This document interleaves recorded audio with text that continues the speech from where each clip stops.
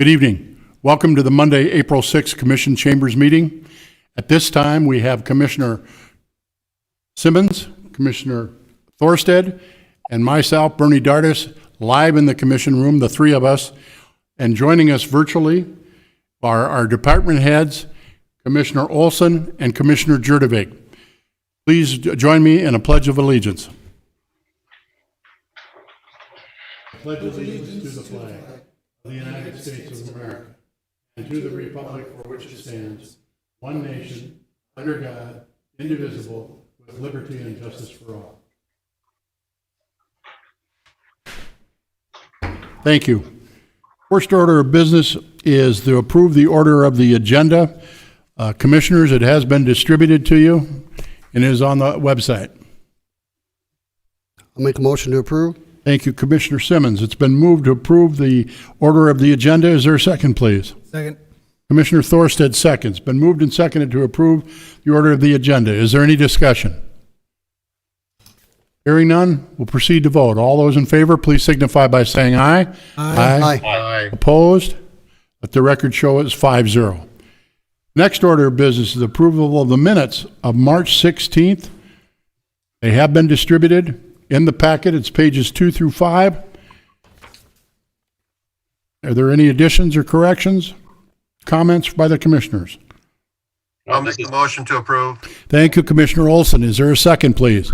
I'll second. Commissioner Jurdevig seconds. Been moved and seconded to approve the minutes of the March 16, 2020 minutes of the meeting. Is there any discussion? Hearing none, we'll proceed to vote. All those in favor, please signify by saying aye. Aye. Aye. Opposed? Motion carries. Thank you. Next order of business is item D, the approval of the minutes of March 25th, 2020, page 6 on your packets.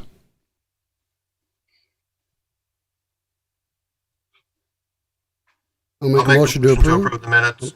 Commissioner Olson moves to approve the minutes of March 25th. Commissioner Simmons seconds. Is there any further discussion? Hearing none, we'll proceed to vote. All those in favor, please signify by saying aye. Aye. Aye. Opposed? Motion carries. Thank you. Next order of business is the building permits. They have been sent to you electronically. Is there any additions or questions? I will go ahead and make a motion to approve. Okay, thank you, Commissioner Jurdevig. Is there a second, please? Second. Commissioner Thorstead seconds. Been moved and seconded to approve the building department activity report dated April 6th. Is there any further discussion?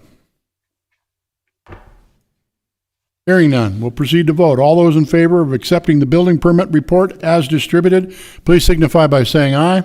Aye. Aye. Opposed? Motion carries. Thank you. Next order of business is the consent agenda. We had items A and B. Again, it has been distributed through electronic media.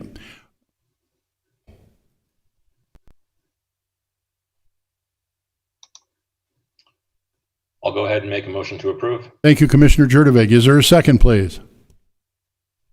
Second.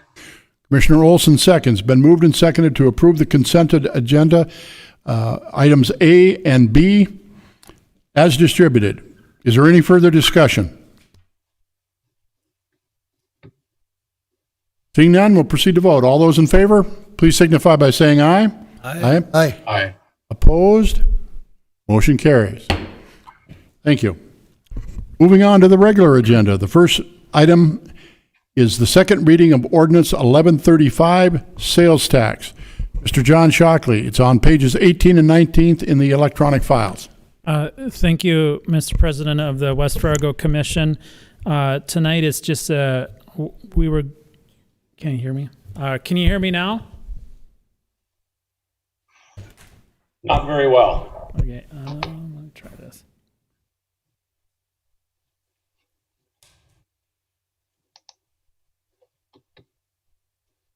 Does the one work at the podium?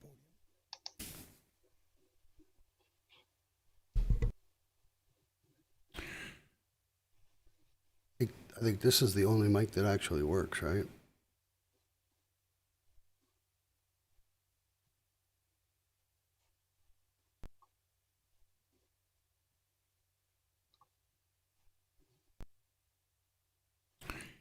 I'm asking the public to please bear with us a little bit of our technology things we're working through. So, can you hear me now? Yeah, I can hear that. Okay, I'm gonna try to be very brief because we're getting some feedback here at the commission chambers. We have a second reading of the sales tax ordinance. It's just a cleanup to conform it to the provisions of North Dakota law, which allow for the collection of sales tax for internet purchases. It hasn't changed between the first and second reading. When we were going over some of the agenda items, I noticed that it hadn't had a second reading. I can answer any questions you might have, but there's been no changes between the first and second reading. Thank you, Mr. Shockley. Again, this ordinance is in reference to online sales tax. It's an ordinance, second reading of the ordinance 1135. Is there any discussion by the commission? I just have one question, Mayor. Commissioner Simmons. Thank you. Just because it was hard to hear you, John, you're echoing and all that, was there any change from the first reading? Okay, thank you. Excellent question. Thank you, Commissioner. Is there any additional questions for Mr. Shockley? If not, I would make a motion to approve. Thank you. Commissioner Simmons moves to approve the second reading of ordinance 1135 regarding internet sales tax. Is there a second? Second. Commissioner Thorstead seconds. Been moved and seconded to approve the second reading of ordinance 1135. Is there any further discussion?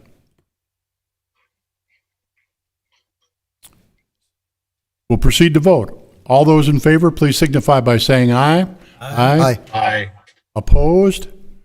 Motion carries. Thank you. Next order of business is the second reading of ordinance 1110, display of license and online motor vehicle registration. On your electronic files, it's pages 20 through 21. Mr. Shockley. Thank you, Mr. Commission President.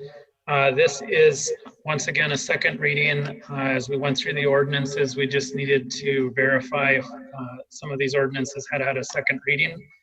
This is just cleaning up from chapter to section. No changes between first and second reading. Thank you, Mr. Shockley. Commissioners, do you have any questions of Mr. Shockley regarding the second reading of our ordinance 1110, the display of license and online motor vehicle registration?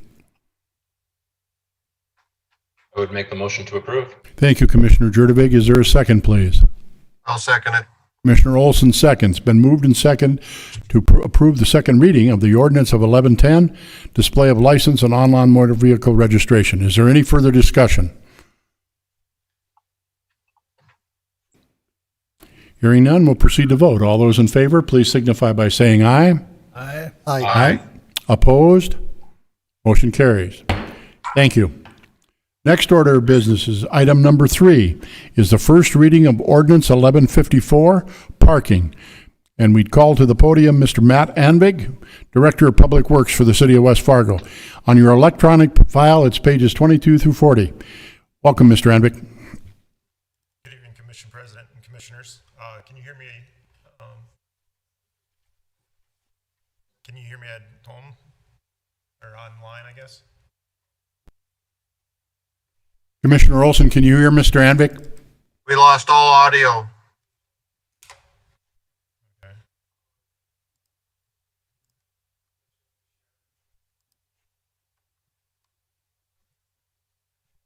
Let's see if we can.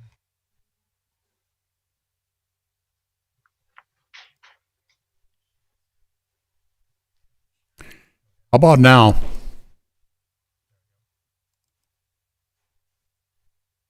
Can you hear me now? Oh, Oh, hang on.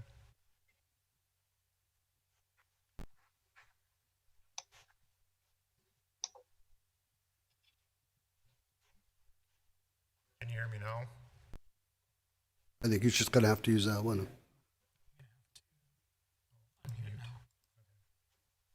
Is it working now? Commissioner Olson, Commissioner Jurdevig, can you hear us? But they can't even hear us now, it sounds like.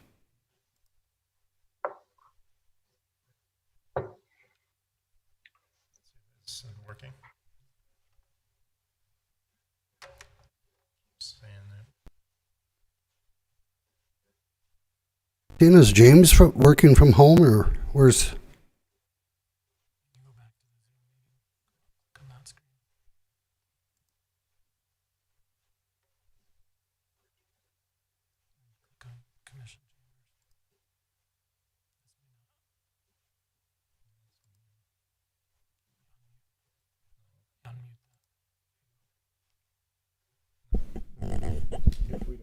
Is that working now? Oh, I can hear that. Now it's working? Yep, now I can hear you. Okay. Great. Sorry for the technical difficulties here. It's going now. Yep. We apologize for the delay. Again, this is Matt Anvik, Director of Public Works for the City of West Fargo, for the first reading of Ordinance 1154, a parking ordinance. There, it looks like it's slowing now. Good evening, Commissioners and Commissioner President. Bring before you the first reading of the parking ordinance for the revision for Ordinance 1154. The committee has been working on this for just almost 2 years. Consisted of PD, Public Works, Administration, and I'll bring this before you this evening. The main reasons for this ordinance, or main revisions in this ordinance, Section 13-1606 was deleted. That had to do with the 72-hour time frame for being able to park and the reparking of 100 feet. Section 13-608 would no longer be able to park mobile home, recreational vehicles, or recreational equipment on a street or boulevard or alley within a residential zone district. Section 16-18, this would create the mayor declared a snow emergency. Then there would be no parking on snow emergency routes or any streets that applies when until the snow emergency is over. This declaration of the snow emergency would be announced over broadcast, newspapers, social media, websites. Any vehicles on snow emergency routes during the snow emergency that were parked may be impounded. Big reason is the need for this revision. The last few winters have really showed that we need some kind of restriction in parking. It's really hampered our ability to clean the streets after a snow event. Snow emergency could be declared with 3 inches or more, of snow that would be either on the ground or forecasted. This would very much speed up our plowing operation significantly. The parking restrictions by zones would create days of the week that we could use for maintenance, whether it was plowing snow, blowing snow, street sweeping in the summer, hydrant flushing, and just general maintenance on those streets. This would also give Public Works the ability to have a set day to plow during the winter from curb to curb. This is kind of what our operators see. This is just on Cheyenne Street downtown. What they have to go around at the middle of the night to try not to hit these vehicles. Next slide here is just some of the examples of, that the parking is caused where we have to go around them, and the one car is parked halfway out the street because we haven't been able to get plowing there because there's been cars parked there all winter. And here's just another example. The one slide on the right is a trailer that's been parked on. All these pictures on here are on snow emergency routes with vehicles parked on there. We're unable to plow curb to curb on these routes. So they have the no street parking by zones. We create one for no parking zones around the city from 8 a.m. to 5 p.m. on the certain days. The zones would be your same zone as your sanitation zone. The no parking days would be 1 day off of sanitation, which would mean if your garbage day is on Tuesday, Monday would be your no parking zone. And we do this for 2 reasons. One, that street staff is not competing with sanitation staff for the road space. And if we were plowing snow in the same time that the sanitation was out, we'd basically just be plowing snow right on top of everybody's garbage cans. And then after Monday's garbage pickup, it should go a lot more smoothly for sanitation on the streets. I apologize for this is the only way I can get on there, but this is just a rough outline of which day would be the map of the parking zones. Positives for this. Excuse me, Matt. Yep. So the Monday garbage pickup would be on a Friday before, the day, work day before, okay. Yeah, it would actually probably be on that Friday, so we'd have, that would be the only day that our sanitation guys would have to really kind of compete or fight with the snow. So if we get snow on the weekend, which we coincidentally have the last few years, Right. this would be nothing then. Because if you're going to clean on Friday and we get snow on Saturday, it would still be there. For Yeah, Monday, well, correct? If, So if it happened to be on a snow on the weekend, we would, Monday's garbage zone would be cleaned on Friday, so they'd have to be there for the entire week before we could go back. And that would be when we could do our cleanup curb to curb. We would be through there already, you know. but you'd be through there on Friday. I'm saying if it snowed, if we got 12 inches on Saturday, then Right. do you no good for Monday? Because you already Right, went through. We wouldn't, this wouldn't go into effect unless we had, you know, the snow to plow. So if it did say it snowed on Sunday, then we would go back out and then we'd follow that week. So then if it snowed on Sunday, on Monday, we'd be cleaning Tuesday's garbage out and follow that way all the way to Friday. And then on Friday, we'd be cleaning Monday's garbage out. But this is applicable in the sense of the cleanup day, correct? Correct. Yes, not if there's a snow event, they're gonna plow, Monday, Tuesday, Wednesday, Thursday, Yeah. Friday. If it's So a snow thi- event, this yes. this is only for the cleanup day, so. This would be kind of. So if it snows on Sunday, they're still gonna be there Sunday, Sundays, working right. for our public, yeah. So this is more of for just going back and cleaning up curb to curb. We'll do our normal all city plow, get everything back, and this way we can go through and clean it curb to curb like we did this winter. And this way we just don't have to compete with any cars during that time frame. So and on an average 3-inch snowfall, it costs approximately about $40,000 each event. Just a conservative estimate, we probably save 10% of that number per event with this policy or the ordinance in place, excuse me. This would shorten the time it takes to plow the city by at least an hour. It's hard to guess without doing it, but just in the time frame of what we went through this year, it would be at least an hour, possibly 2, that we could cut off without having to go around cars. It also decreased our crews having to return to areas after cars left curbside. And that's one of our biggest complaints as well, is cars being parked where our plows have to go around that car, which leaves an extra 2 to 3 feet in front of somebody's driveway. And then that car leaves, that person comes home, and then they're mad because we left 3 feet in front of their driveway. So then we have to go back out there and, you know, spend time sending 2 to 3 guys to go back out there and clean that up in front. This would decrease this. And then the residents would have an idea of what day will be there in their neighborhood to plow and do maintenance. That way we'd be able to, they would know that if we had a snowfall, that on the day that there's no parking, we would be there to plow back curb to curb. So they can kind of plan for that. And then the cost, right now the cost, we estimate it'd be about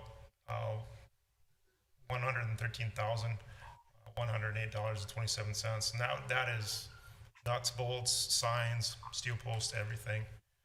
We estimated at 2,500 signs for the town. That number might be a little high, because right now we're figuring about every 300 feet.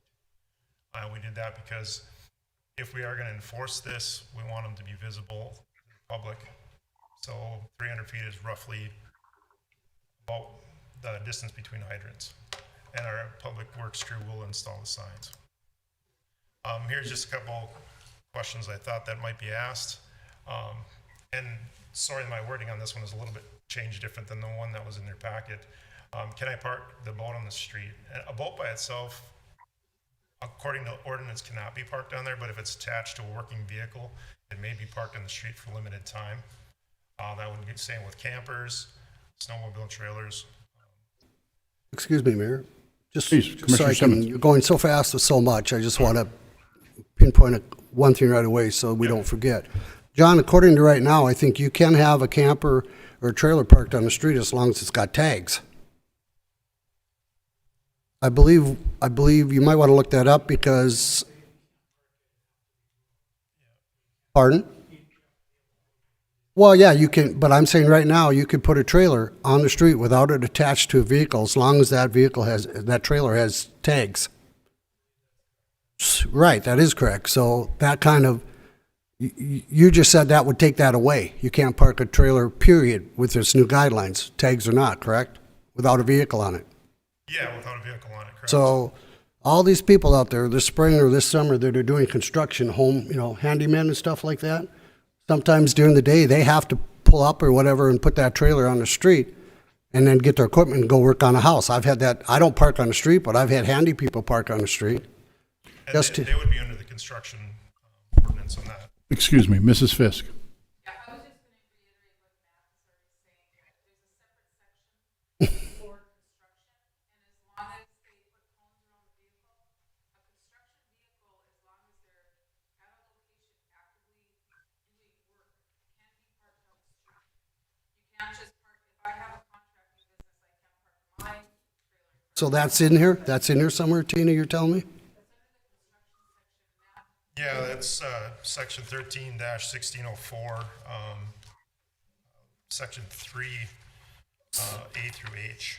Where's that, what? That would be in the ordinance. So it's not even on here, though? It's not on your document that you showed us tonight? Not this document, it's on Not this it's a new document. copy of the No, not ordinance. this one, no. This, I was just going over the revisions. That actually hasn't been changed. With regard to the point that Mrs. Fisk made, if it is a contractor's trailer, in addition to the coning, the contractor's trailer also has to be identified as a contractor's trailer, Mark's Remodeling or whatever. But that's not accurate as of today, because as of today, you can have a boat with a trailer, and if that trailer has a tag on it, a license, that's okay to park on the street right now. So yeah, you have to move it 100 feet. I brought that proposal a couple years ago. But I'm saying, so this is completely different. I just want our citizens to know. Commissioner Thorsted has a point he'd like to make. Thank you, Mark. Just for clarity, where in our ordinance does it allow for a boat to be attached to a vehicle for a short term? It might be in there, but I haven't seen that. That's one of my concerns is I'm going to pick Bernie up to go fishing, so I go by his residential house and I stop in front and we spend some time there. Right. And am I going to get ticketed, or are the neighborhood going to get upset because I have parked a vehicle with a trailer in front for just a short term?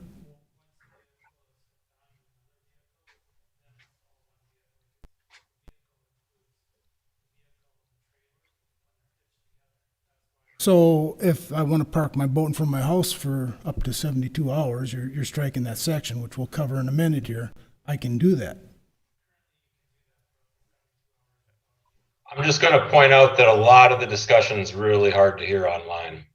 Right, you can't hear only person you can hear is Matt.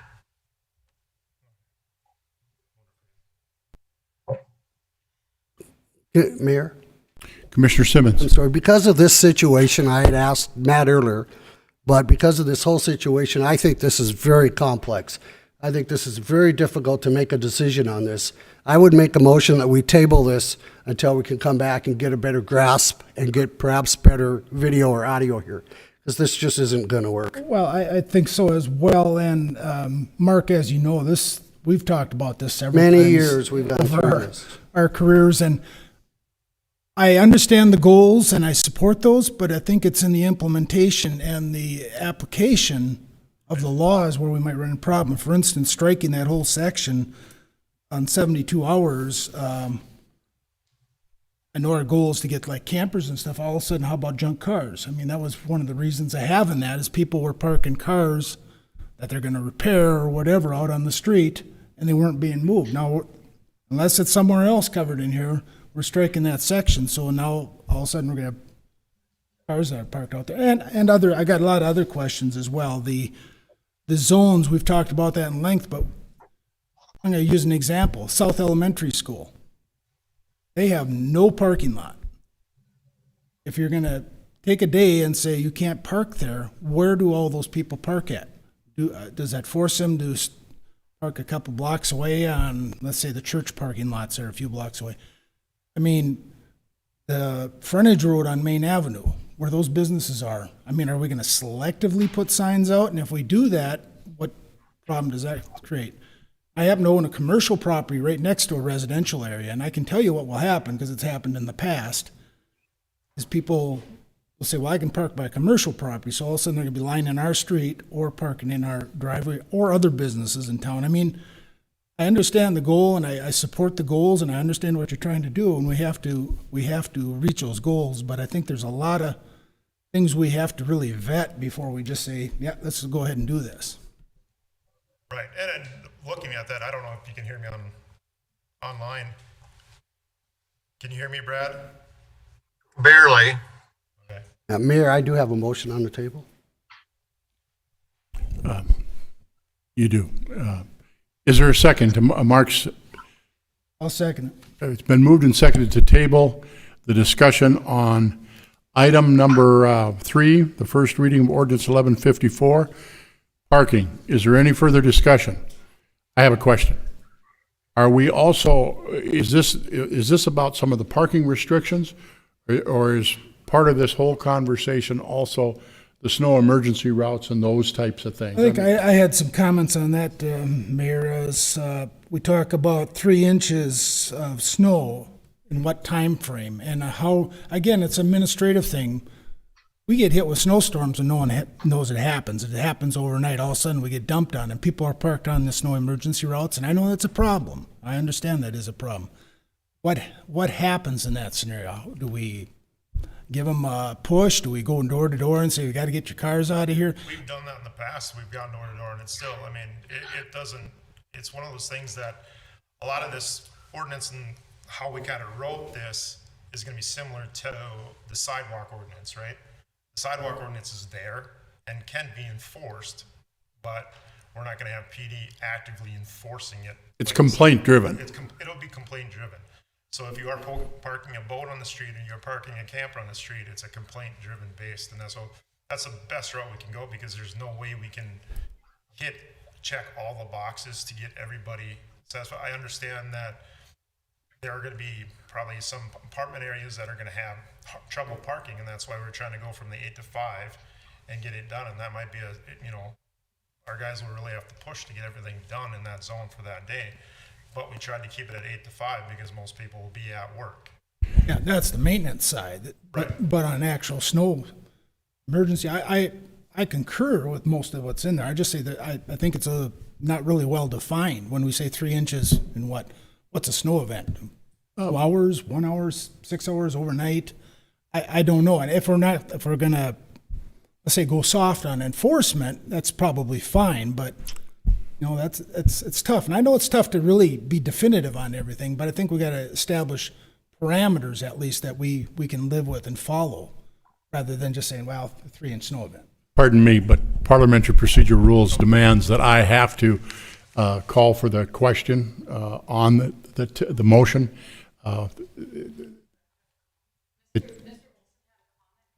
My apologies, I didn't hear him. Commissioner Olson? You're asking for discussion, or where are you asking for, Bernie? We have a motion and a second to table this. So the discussion is whether or not we table it, not on the merits of any of the language that's in there. Do we want to table it this evening, or do we or do we not? Well, there's been a lot of hard work put into this. I think that it will save a lot of time and pain for the residents if we work out all the kinks. So if the motion is just to table it, I would be in favor of that, but I would not be in favor of scrapping this. All right, very good. Thank you, Commissioner Olson. It's been moved and seconded to table this item for the first reading of Ordinance 1154 with regard to parking due to the technical issues that we're dealing with, along with some more vetting. Is there all those in favor, please signify by saying aye. Aye. Aye. Opposed? This item of business on the Ordinance 1154 is tabled. Thank you. The next order of business is item number 4 on the agenda. It's the second reading and the final plot approval of the Ranch at the Wilds First Edition and rezoning. Mr. Solberg, Director of Planning and Zoning. Thank you, President Artis. Can you hear me? Yes, sir. Thank you. If you recall, this item was last heard on the March 2nd, 2020 meeting. That was the first reading, which was heard at that time. There's been no major changes. It's primarily been just some cleaning up. I do want to bring to your attention, however, I'm going to share with you on my screen. It shows a little bit of an amendment to the plat. There's an additional need for right-of-way along 52nd, and I don't know why you're not seeing it. I'm seeing it. Yeah, Not anymore. you can see the plat. I did for a second. We did. Okay, I'll pull it up. For some reason, it's just showing my background.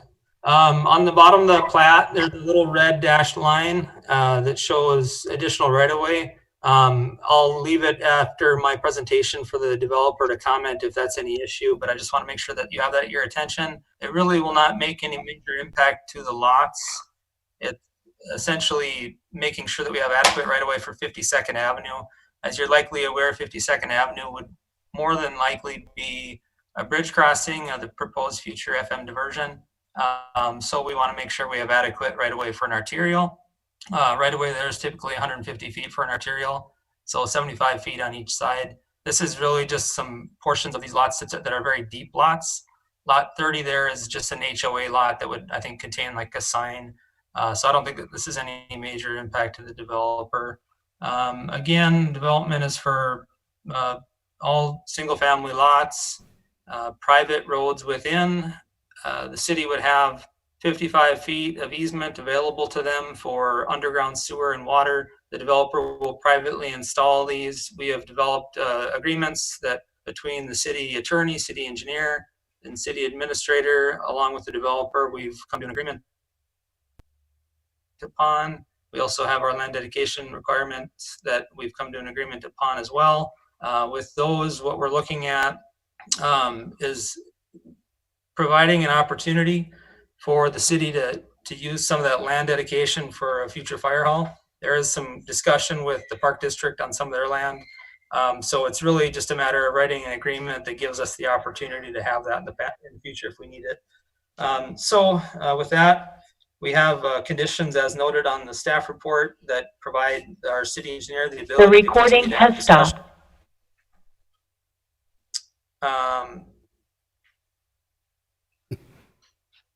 The recording still going? Okay, I got a recording has stopped message. So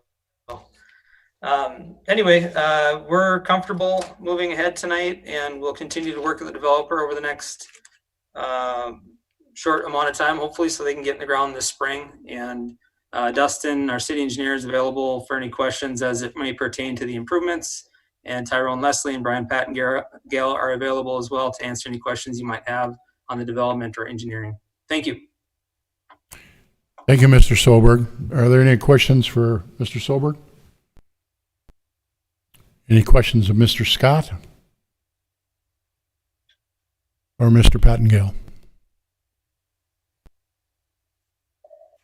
I'll make a recommendation to approve with the 8 recommendations. Make a motion to approve, Mayor. Thank you, Commissioner Simmons. Is there a second, please? Second. Commissioner Thorsted seconds. It's been moved and seconded to approve the second reading of the final plat approval of the Ranch at the Wilds, First Edition, and rezoning with the criteria set forth in the comments from Planning and Zoning and Engineering. Is there any further discussion?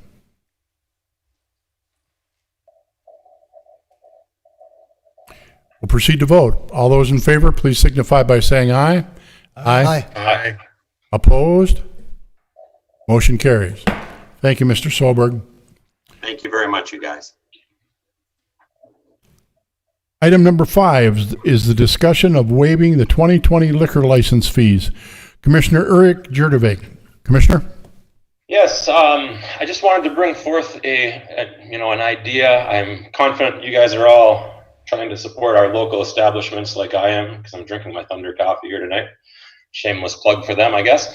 And one of the ideas I had was that our liquor license fees are going to be due here in the month of June.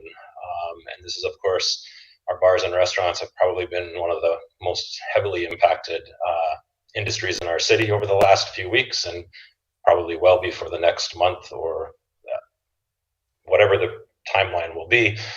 And I felt like one thing that we could do as a city would be to waive the liquor license fees that they would all be having to pay to the city. I think by the end of June, it amounts to something less than $100,000 in total. So it's not, well, it's a decent amount of money, but it's not a huge amount of money from, in terms of the city. And I think if it creates any budget issue, I would even throw out the idea of paying for it out of our economic development funds if that were necessary. But I wanted to throw that out there as a discussion point and see if there was agreement amongst the group to do that. Thank you, Commissioner Jurdevig. I have a question for Mrs. Fisk or Mr. Larson if he's online tonight. Is Mr. Jurdevig's estimation of the fees that would be collected on a yearly basis less than 100,000? Yes, they are. Actually, I believe that it was put on the agenda packet request. They're between $70,000 and $75,000, and our terms run from July 1 to the following June. So this would help them through the period. This would go all the way to the period of next June. From a finance standpoint, is these dollars that are normally collected, are they designated into any specific area or department, or is this just general fund type dollars? This is just general fund dollars that go into the pool to help cover expenses in the general fund. If you chose to do this, we would be able to allocate from a different source. If revenues fell short in other areas and we needed to, we could always take from the general fund reserve. I don't see this as being an item that's going to make us run short on our revenues for the 2020 year.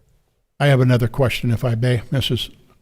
Fisk. Are there other types of permits or licensing, if you will, that the community collects that we're basically helping out one industry here? Is there other licensing and type things that the city collects also that we may consider or not? The only type of licensing that we do that affects businesses would be the liquor licensing. We don't collect any of the health department fees. We have nothing to do with any of that. So this is really the only business license that we technically put out there. We've never required any other business license within the city of West Fargo. Thank you. Yep. Oh, Commissioner Simmons. Thank you, Mayor. Commissioner Jurgovich, I think that this is an excellent idea. I mean, the liquor stores and bars and restaurants, I should say, have been hurt hardest by this. They're still, even the building, which I know is being hurt, they're still moving. We're still working with them. It's the restaurants and the bars that are really taking a hit. I think myself, I think that we should do this. I think we should help them out. So I'd be willing to do that. Commissioner Simmons, thank you. Is there any? Commissioner Thorstead and then Commissioner Olson. Would we still want the paperwork filed timely though, but it would just, no fee for the coming years, what we're saying. I would hope that this would just be a waiving of the fees if you chose to do so. But yes, all the other paperwork, the server requirements, which I don't even know how they're going to do that. Manage their server requirements. It'll probably be, we'll have to update when everything opens back up again. But yes, everything else would have to be put in on a timely basis in order to continue their liquor license. And obviously we'll waive the 50% rule or whatever it was for restaurants or whatever. Food sales, that's obviously a moot point too on Correct. the renewal process. Commissioner Jurdovic, Commissioner Olson, can you hear this discussion? No. I think I heard enough of it. I mean, I think if I heard it correct, Commissioner Thorstead, it was really, and my idea is we don't waive any other, requirements or expectations that we have for these establishments. It would literally be waiving just the fee would be what I'm proposing. I think that was kind of related to your question. Yeah, and Commissioner Olson, all other paperwork, registration, if they still have some of their servers on, server training, all of that still has to be done as outlined in the city ordinance. The only thing is that for 2020, it would be suspending or waiving the 2020 liquor license fee. If you Right. could- My question is there anything in statute that says we have to charge a fee? Or, I mean, that would be my thing. Is there, on the legal end of it, not collecting a fee, we wouldn't be in trouble for that? renewal fee. I'll ask Mr. Shockley, is there any state ordinance that the cities must charge for the licensing?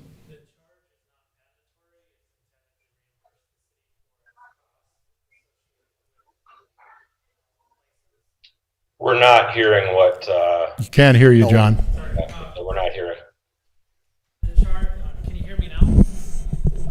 Yeah, a little bit better. Okay, so the charge is not mandatory under state law. It's to cover the city's expenses, so you could waive it. I just note that you're only waiving the city fees. We can't waive the state fees. The state would have to step in and waive whatever fees they have. And this would Correct. be for renewals and not for new licenses. I think that's an important point for renewals only. Yep, I would agree with that. Okay. Commissioner Jurgovec, do you want to make that motion? I will make the motion to waive the 2020 liquor fees for renewals and keep all other requirements in place. Is there a second? I'll second that. Commissioner Simmons seconds. It's been moved and seconded that the city of West Fargo will waive and or suspend the 2020 liquor license fees for this year only. All other documentation that is required by the city must still be submitted. Been moved and seconded. Is there any further discussion?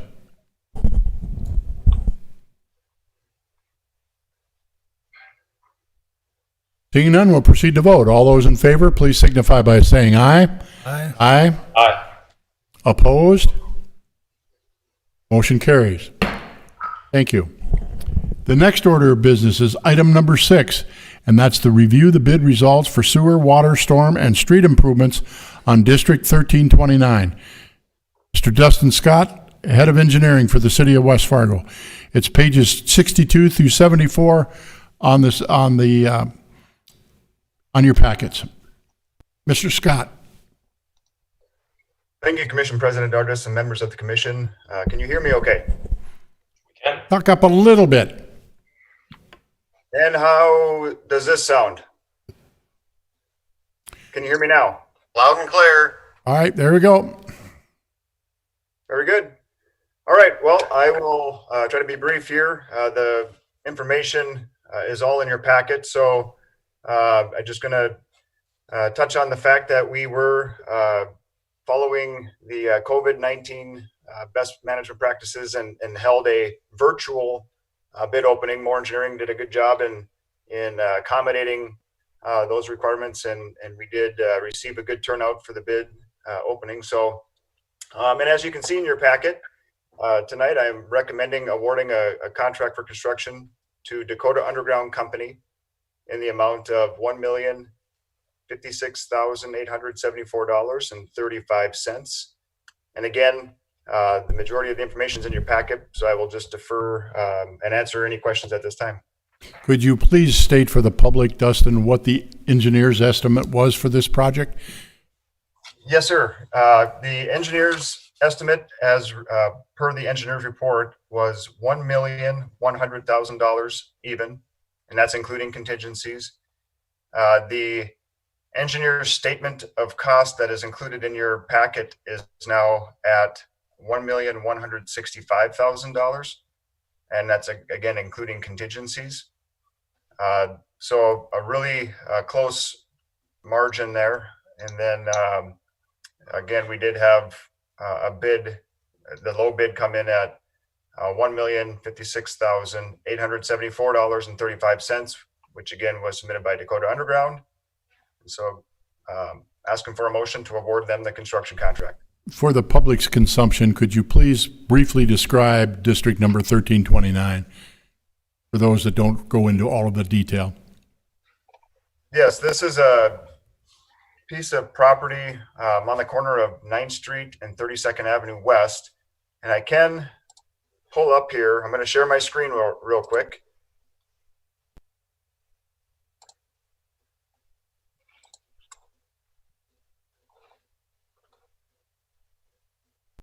Okay, are you Yes. seeing the You screen? can see it. So the gray shaded portion here is the boundary of the assessment district. And again, we are on the corner of 32nd Avenue and 9th Street West.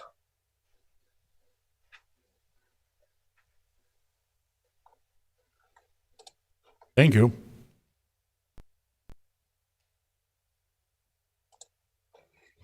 So again, any further questions? Are there any additional questions for Mr. Scott?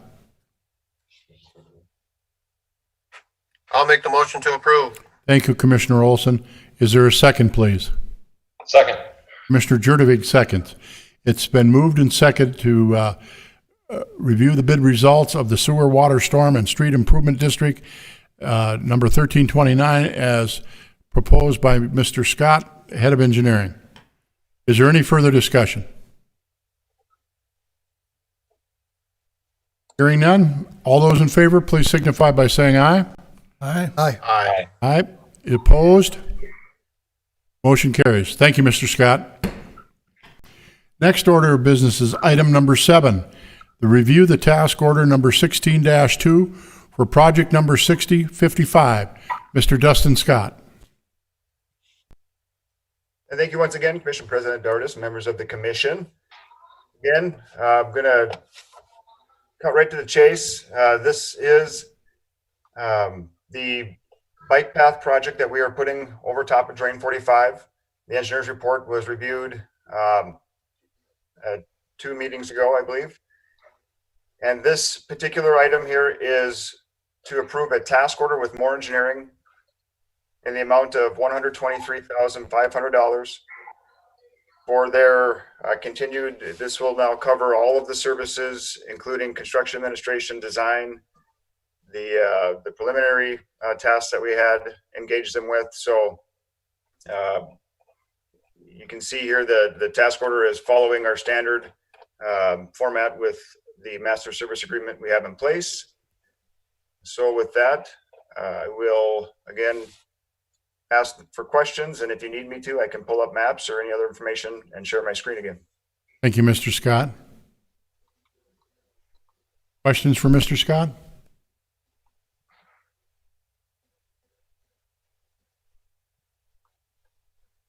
This project is really a project of an amenity for the city of West Fargo. It's a new bike path from 13th Avenue to, is it, what street, 3rd? 7th Avenue. 7th, excuse me. Yeah, 7th, of course, at this time. And I will mention, this is the first phase. We have also applied for funding from the DOT for a phase that will get us from 7th Avenue up to Main Avenue. Correct. And that grant money pays a percentage of the total cost, or is it a capped cost or a capped amount that they'll do the grant on? It is a capped amount. I believe they start at 80%, and I think we're there. I don't know that we've exceeded the cap. I'd have to pull some resources here and find that out. But I want to say it was an 80% grant. Okay, thank you, Mr. Scott. Mrs. Fisk, I have a question for you. Yes. As stated, this is for a bike path. It's what we would consider an amenity for our taxpayers. With what's transpiring right now in our economy and our community, this is a task order for $136,000. And originally, when Mr. Scott presented this a week or 2 weeks ago, it was going to be, the engineer's estimate was about another $500,000 that the city of West Fargo would have to invest. and the grant would cover the remaining cost. So we're talking an investment of the city of West Fargo for this project in the neighborhood of $650,000, $636,000. Could you give us some advice for what you're seeing on sales tax collections and all that time? Is this the time for the community to be doing an amenity like this? Very good question, Commission President. Right now, we have not had a fluctuation because we haven't been at this long enough to have any kind of downturn. We're projecting that as this goes, if it continues, we will have a downturn in sales tax collections. One positive for us is that we've been very, very frugal with how we spend our capital improvement sales tax and how we spend our economic development improvement sales tax, or economic development sales tax. So in the capital improvement section, we have money saved up, and we were doing that intentionally, not just for projects like this, but for the core area projects and things like that. We don't have that delved out to many other items. So in lieu of losing the grant, and providing that accessibility for children and families, I feel it's still a good investment. I can't tell you what the future sales tax is going to be, but we do have a good amount of infrastructure sales tax, capital improvement sales tax to put out to the community for our future improvements that affect the core part of town. Thank you very much, Mrs. Fisk. You're welcome. Appreciate your response. Again, the item on the agenda is to approve the task order for an expenditure of $136,000 and change for 16-2 for project 6055, which is a bike and walking path from 7th Avenue to 13th Avenue South. Mayor. Please, Commissioner Simmons. Thank you, Mayor. Dustin, or even Tina, how much is that grant? How much is the actual grant that you would say we're losing if we do not do the project?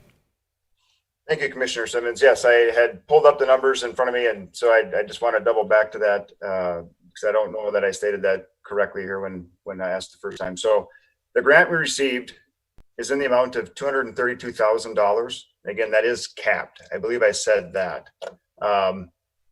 When I had referenced the 80%, that was the maximum eligible for this type of a grant. And we have certainly exceeded that percentage, so we're no longer going to get the 80%.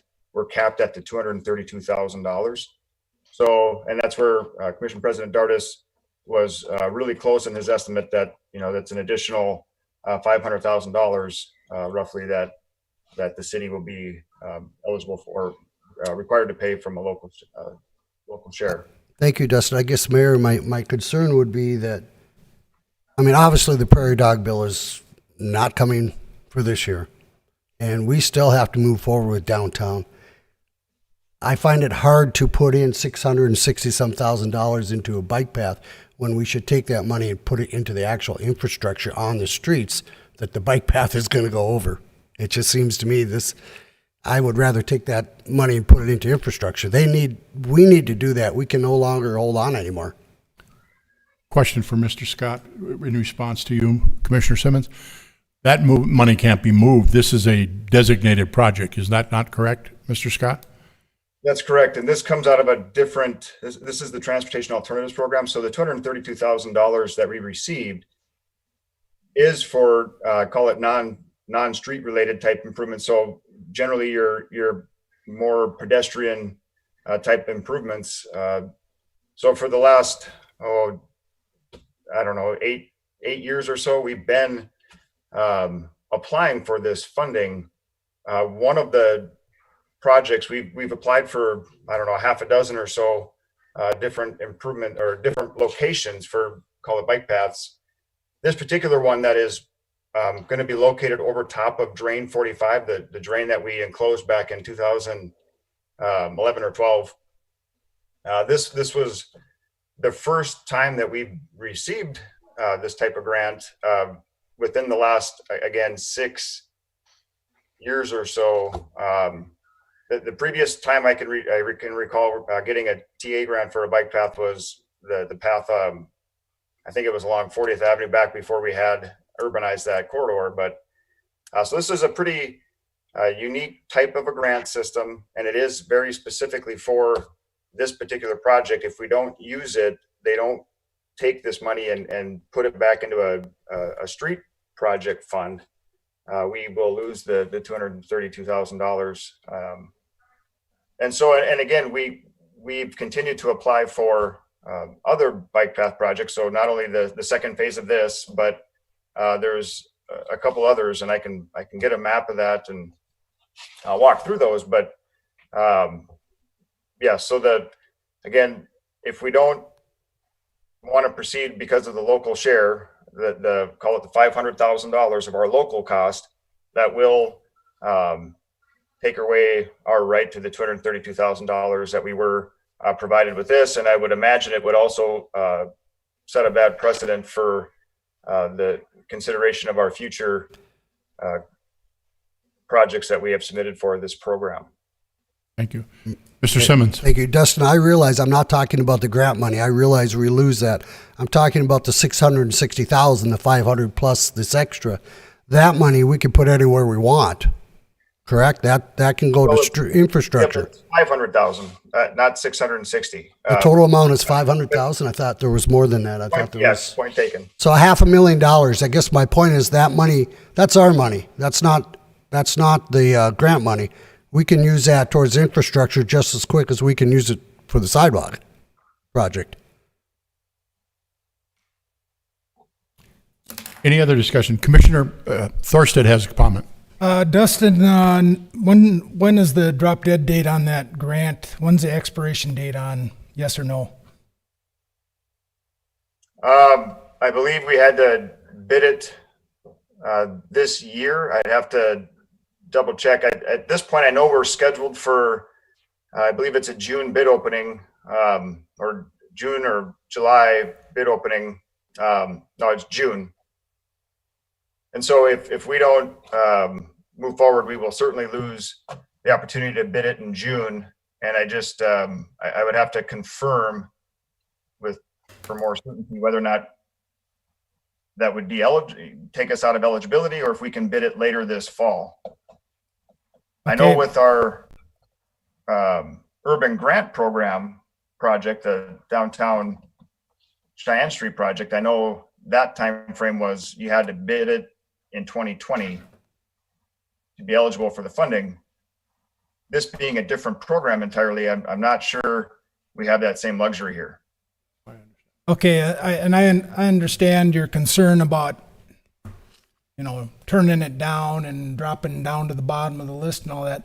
But on the other hand, we're in unique times, if nothing else, right now. We're not certain where the footing will be. Hopefully, everybody will get on their feet and get rolling sooner than later. But it's going to be a impact in many ways economically. So even though I'd like to see this kind of project done, when you start ranking priority items, this to me would be a very low priority. You can walk on that drain right now if you want.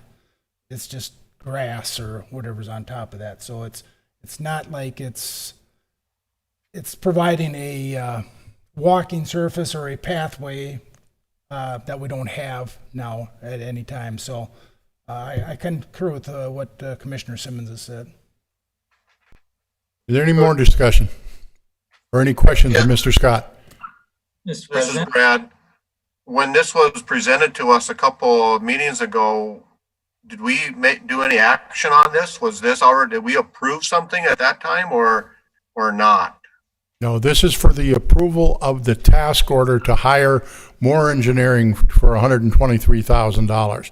The grant had been submitted by staff a long time ago.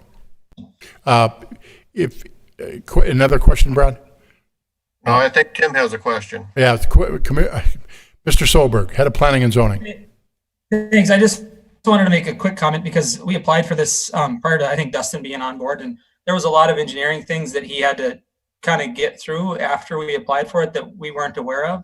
So at the time we applied for it, it was intended to be 80-20, with the federal government paying 80%, us paying 20%. And Dustin's had to uncover a lot of things that became more costly. So I think if we were to go back on it, to the state, we may have a position where we could at least explain to them that it's more costly than it was now, and potentially either buy some time or do something different. I just want to kind of give a background to where it started many, many years ago. So thank you. Thank you, Mr. Solberg.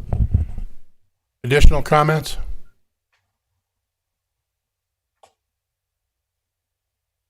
I guess the other comment I'd want to make, along with having walking corridors, there through some of the planning exercises that MetroCog has done, there's also a demand. I get it; it's not a strong demand, but for bicycle corridors. And so, again, this isn't quite honestly my top priority either. It's certainly there's a lot of there. I have a laundry list of projects in a CIP that I'd certainly much rather focus attention on. But I think there was a commitment, like Tim said, years ago when we started applying for this grant, which we didn't get selected the first application. We sent in 3 or 4 applications. And to that point, I just want to note that each application we sent in, there was a letter of support that we asked be signed by not only our mayor, but other agencies like the Park District and again, MetroCog. So I just I don't disagree with the concern that, where's our money best spent?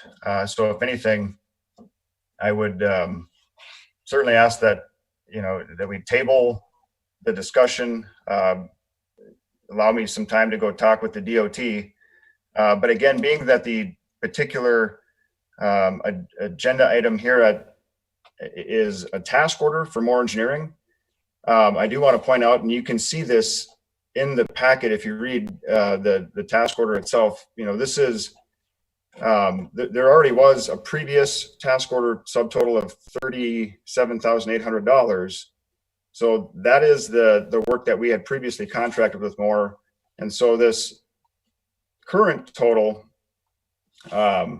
encompasses everything. So it's basically another $80-some thousand of engineering work to get the project final design and construction administration. But so whether or not you table this particular action, this isn't necessarily doing anything in terms of communicating to the DOT that the commission does no longer want to proceed. So I guess what I'm trying to say is that I think I need to go back, ask some of these questions of the DOT, and let them know that there's a potential for us to withdraw our funding, but certainly need to answer the question of, could we get additional funds? Are there schedule concern or leniencies, if you will, with the schedule beings we're amidst the COVID-19 situation? So, but again, I just wanted to point out that this particular item on the agenda tonight is for the services of Moore Engineering. Well, I just want to make a comment that due to the COVID-19, I've been doing a lot of walking, and some of you at staff know that. So the walkability part is great. And I do understand Commissioner Simmons' concerns about should we be spending this money at this time because of COVID-19? But at the same time, we're seeing a lot more people out and about walking and riding bikes and all that right now. So it would provide some connectivity if we did go through this, but yeah, where is the money going to come from? Mayor?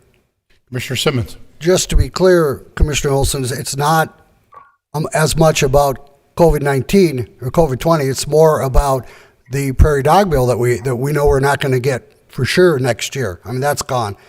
And so as well as I do, the infrastructure downtown, we have got to address that, and we have got to address it now. And for me to say we're going to throw $500 and some thousand into a walking path, a bike path, I get it. I like them too. But it's going to be hard to justify to our residents downtown who have trouble even getting in their alley that we're going to spend this kind of money on a bike path. There's no way we're going to be able to explain that to them. It just isn't going to happen. Well, I would make a motion that maybe we table this topic. I think Dustin sounded like there was maybe some additional information he could try to get, and then we can make a decision on this in our next meeting. Thank you, Commissioner Jurdevig. Is there a second? Second. Second by Brad Olson.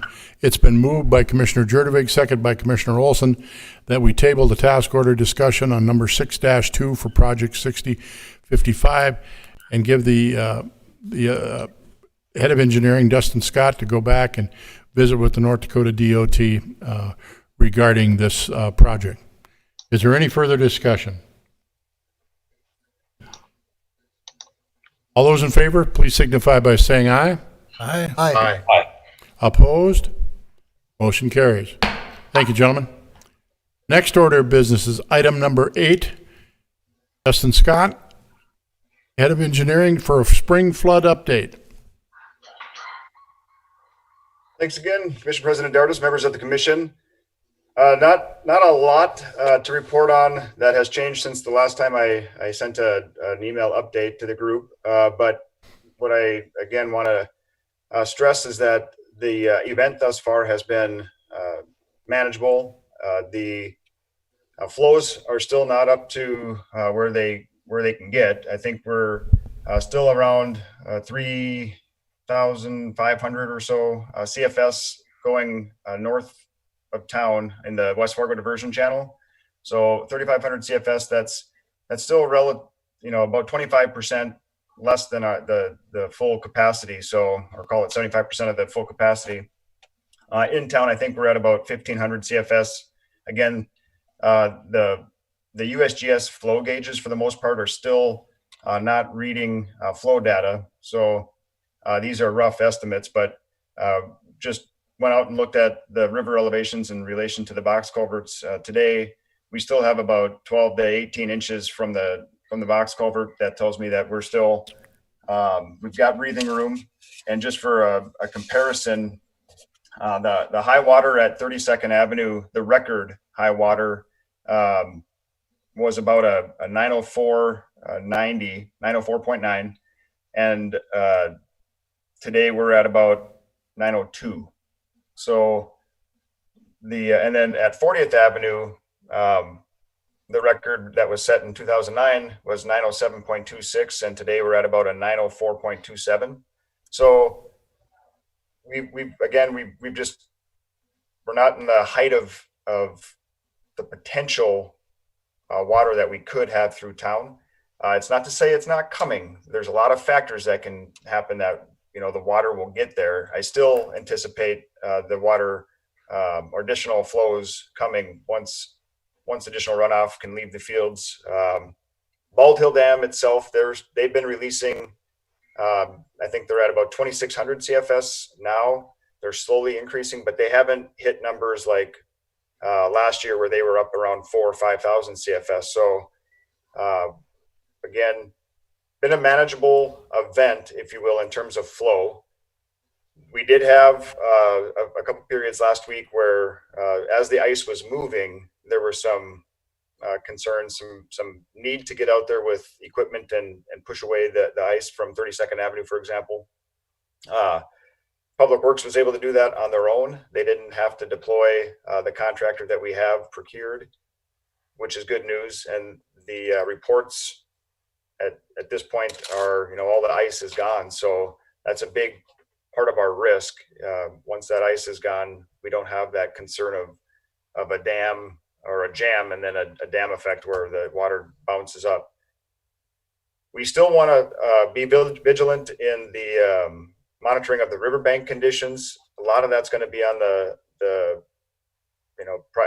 residents that live along the river. We need certainly their continued efforts in keeping watch on the integrity of the riverbank. It's that, again, it's dirt, it's clay, it moves. And when it's wet like this, it has a tendency to move quickly and without, one day, heck, in the morning, everything might look fine. And you go out there in the afternoon as things warmed up and 2-3 feet could slough off. So that's still our biggest risk right now is riverbank sloughing.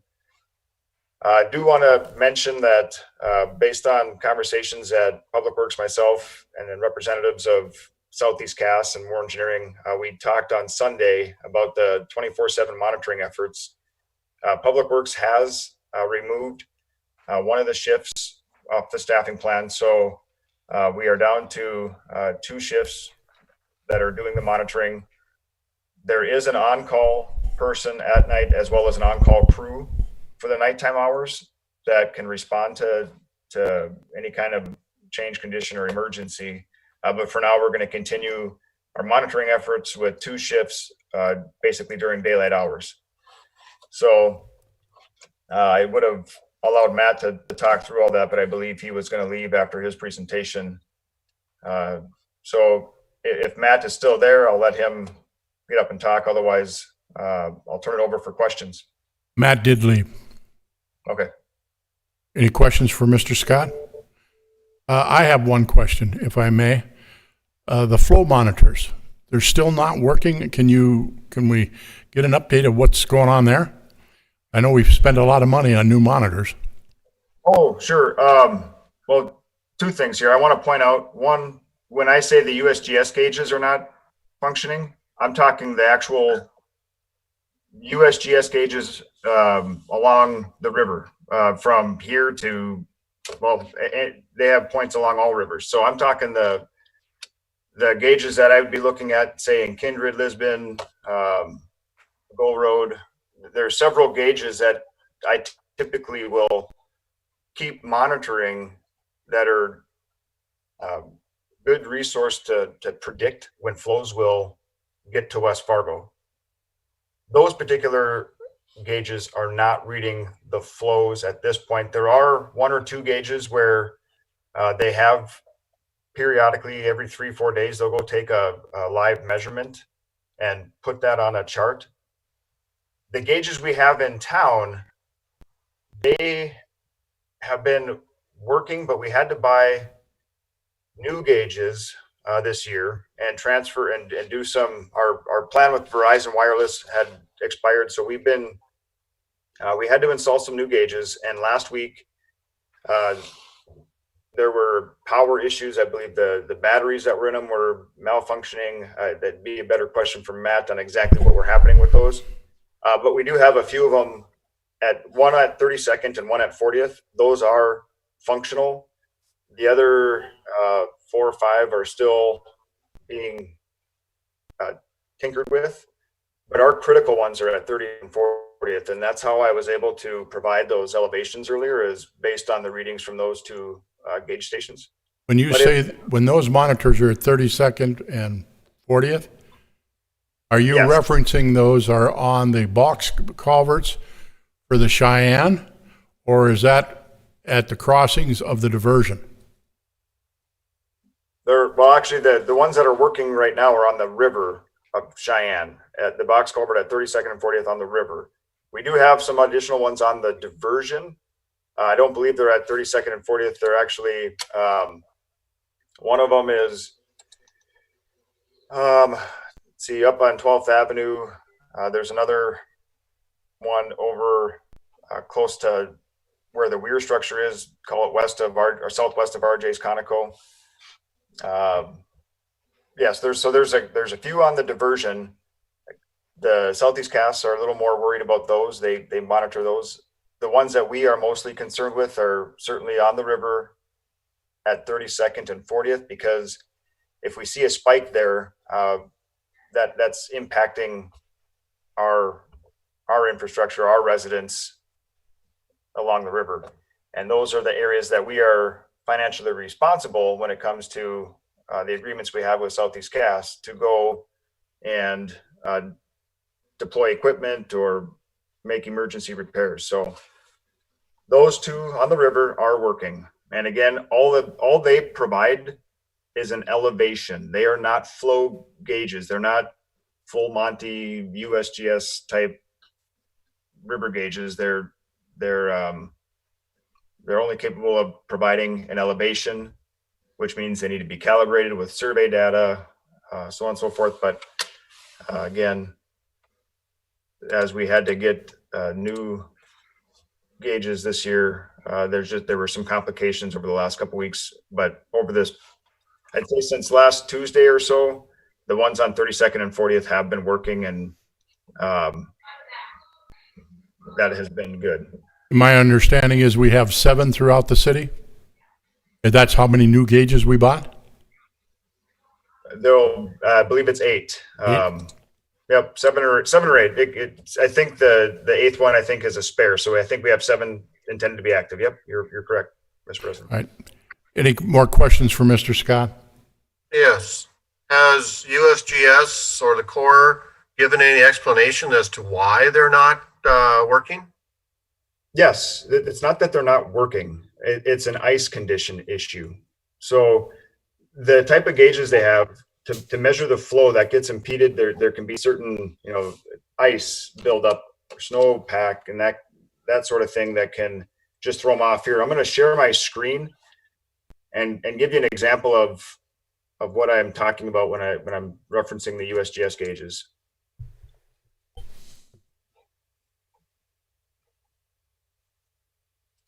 Are you able to see that again? No. Not at this time, nope. We see a screen where it says capital improvement projects. Oh, I shared the wrong side.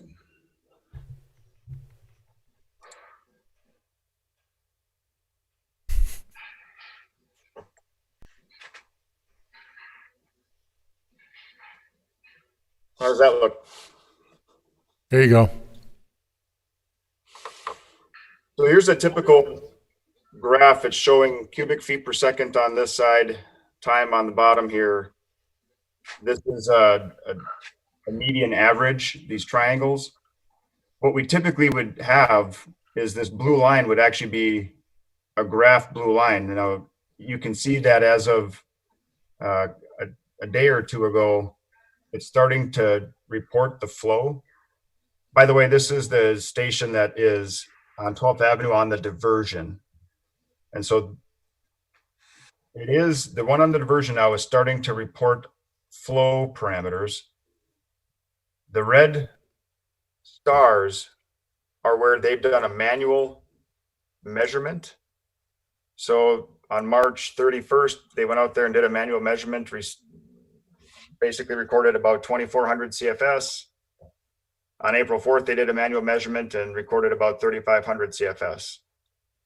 If I switch over to a different graph, and I'm going to even show you what it looks like when I pick a station that's, let's say, in Kindred. So if I pick what's going on near Kindred, which is going to be roughly a day or two, or about 2 days before we would see that flow. They did a manual measurement on March 30th, but again, the flow is not being generated. And it's the same thing if I go to the National Weather Service and I ask for stage and forecast graphing. And I selected all these locations. We're not getting, typically when they have the flow data, you'll see it off on the right-hand side. And on the left-hand side will be the height. Here's another one that you've probably seen in the past. We've used it in presentations or in last year's correspondence. But again, if and when they have flow data, it appears on the right-hand side. So point being on all that, these are what are our best resources in terms of predicting when flows are going to hit us. So Kindred being probably the most relevant is if we see Kindred all of a sudden shoot up to 5,000 CFS, we know we've got about a day or two before we will see that flow. So in my emails throughout this event, when I say the gauges are still not working, those are the gauges I've been referring to. Not necessarily this level and flow information that we have. Now here are these locations here, 32nd Avenue. All right, thank you, Mr. Scott. I would like to make a request of you and Mr. Anvik, and that is this. We are in our spring thaw event now. We purchased these new monitors sometime this winter. I was at the meeting when Southeast Water was telling us that what our share of this would be. The fact that you don't have any reporting from Kindred, and is that Southeast Water's responsibility? No, that's what I'm saying, that the ones that we bought are only in town. and Yes, they I are- understand that, but we're in our thaw event. We've got water coming at us, and we don't have any reporting coming from Kindred, which you use as a measurement. And we don't have but two of them working in the city of West Fargo. This is the event now. Right. So, Mr. President, the ones in Kindred or further downstream or upstream, those are installed and provided by the USGS. So My point is then, Mr. Scott, is please reach out to them and let us know what's going on with their equipment. And we've done that, and they've reported back that they've got ice on them. That's why they go out there and try to do their periodic measurements, but it's nature causing them. They're not defective in terms of they need to be replaced. They're just at this point, either whether it's the ice condition out there or the snow condition, they've told us that once things clear up enough, they will start generating these numbers within these graphs. I just ask that you follow up on that, please, again. And I apologize if I'm being short with it, but the event we're faced with is right now, and it is 2020, and we should have data in front of us. You should have data in front of you and Mr. Anvik. That's my whole point. Sure. So, Commissioner Simmons. Dustin, you mentioned earlier in the conversation that you said Public Works went from 3 shifts down to 2. Is that what you had said? Did I hear you right?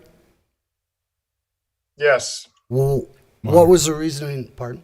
Just the monitoring. Why did they do that when we just got 7 inches of hard liquid snow? I mean, We're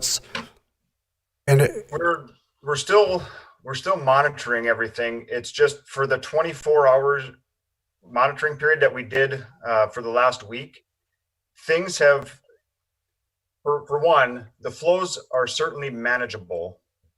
They're still 2.5 feet or more lower than a full condition. And so their concern is that, or what we talked about with Southeast Gas and Public Works and myself on Sunday was, do we need to continue a 24-hour monitoring schedule if all of the ice is gone and flows are within a manageable situation? And between myself, representatives of Southeast Gas and more, and Public Works collectively, we felt that 24/7 was no longer really needed.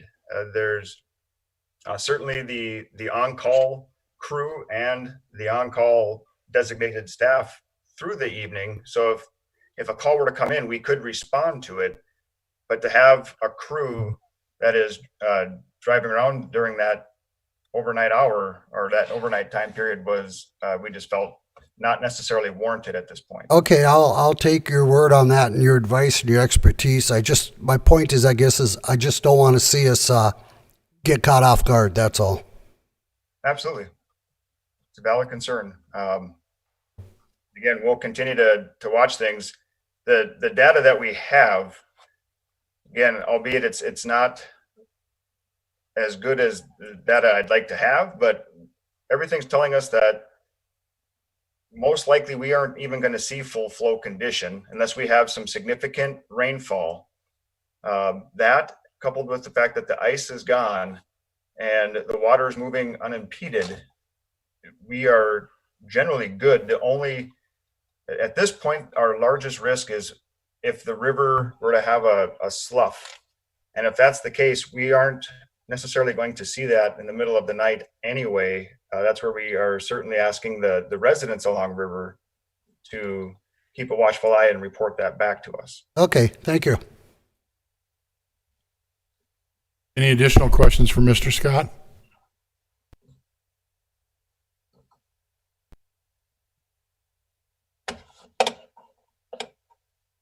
All right, thank you, Mr. Scott. Next item, construction updates. Mr. Scott.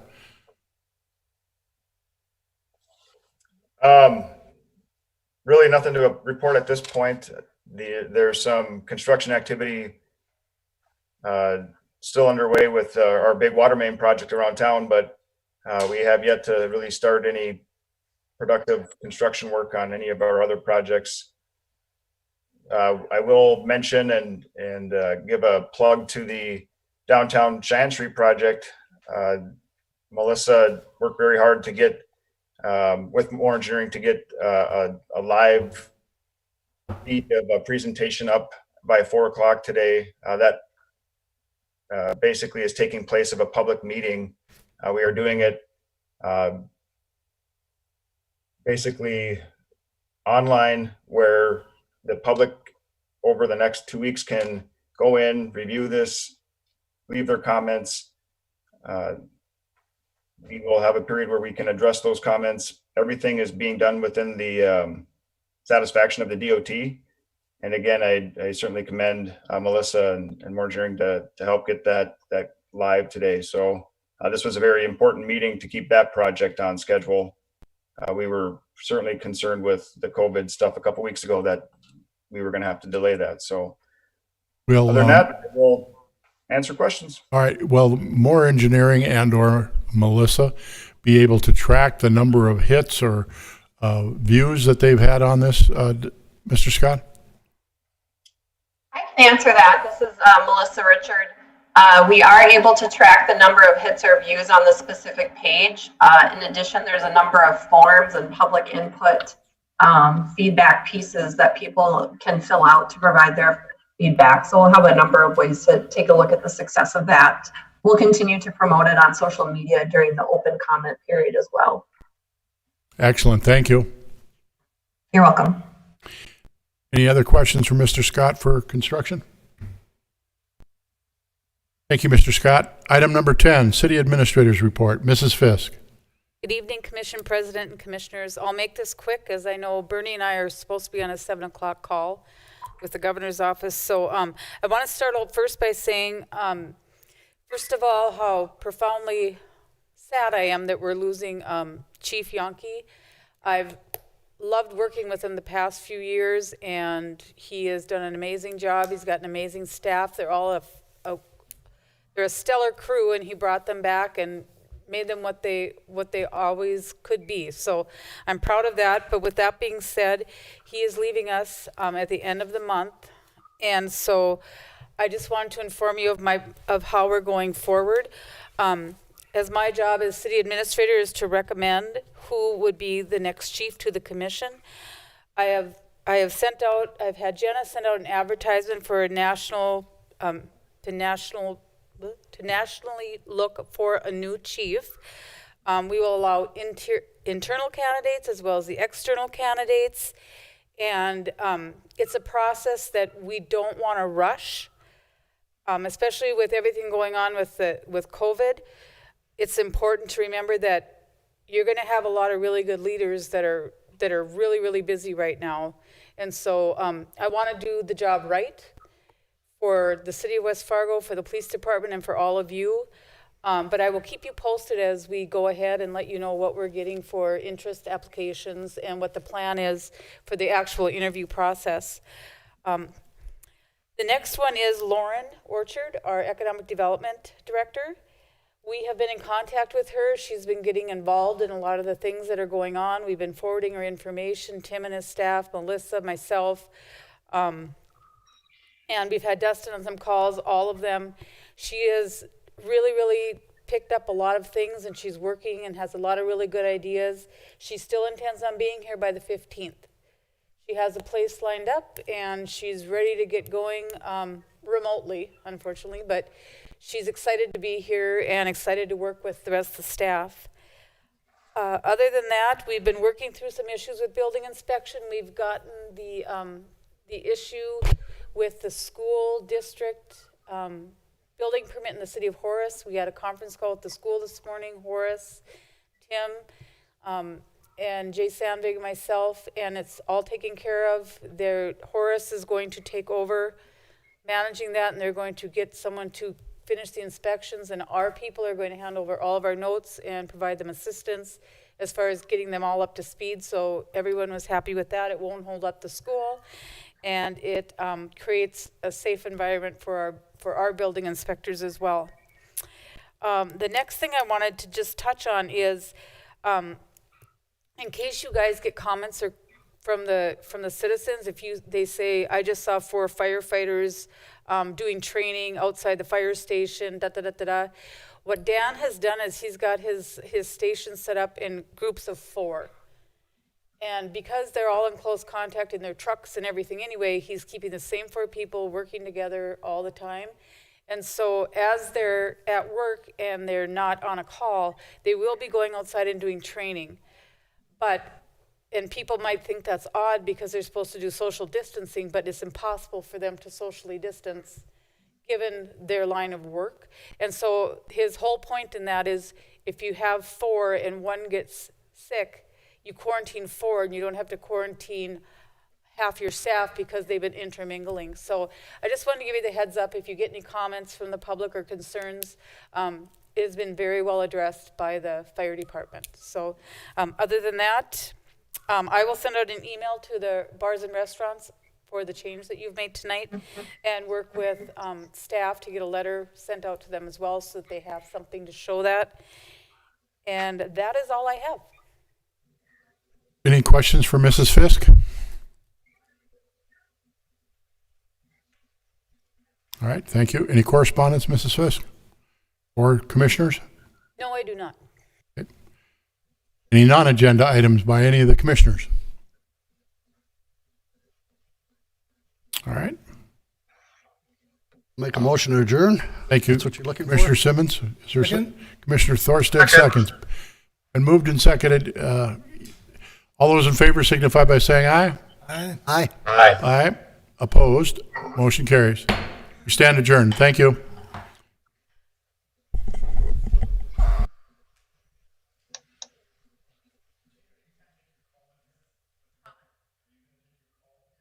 I actually was